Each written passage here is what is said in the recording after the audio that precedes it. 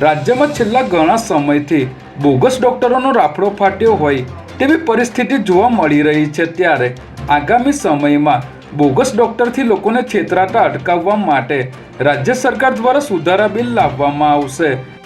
આ સુધારા બિલમાં રાજ્ય સરકાર દ્વારા બોગસ ડોક્ટરો સામે કડક જોગવાઈ કરવામાં આવશે, જેમાં ક્લિનિકલ એસ્ટાબ્લિશમેન્ટ એક્ટ અંતર્ગત 14,000 હોસ્પિટલ અને ક્લિનિકનું રજિસ્ટ્રેશન પણ કરવામાં આવશે। રાજ્ય સરકાર આગામી વિધાનસભા સત્રમાં આ માટેનું સુધારા બિલ રજૂ કરશે।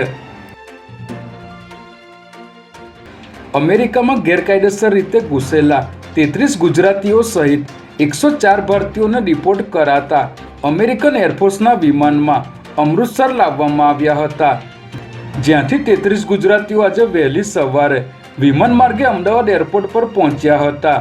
જોકે અમદાવાદ એરપોર્ટ પર આવેલા 33 ગુજરાતીઓની અહીં પૂછપરછ કરવામાં આવી ન હતી, પરંતુ તેઓના વતનમાં લઈ ગયા બાદ જે તે જિલ્લાની એલસીબી કચેરી દ્વારા પરત આવેલા તમામ લોકોની પૂછપરછ કરવામાં આવશે।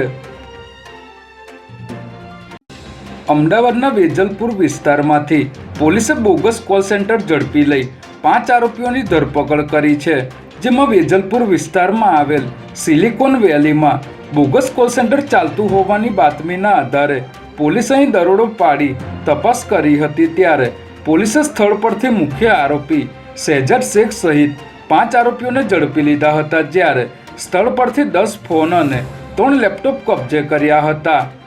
પકડાયેલ આરોપીઓ ટેક્સ નાઉ એપ્લિકેશનથી લોન માટે અમેરિકન નાગરિકોને ફોન કરતા હતા અને ઠગાઈ આચરતા હતા।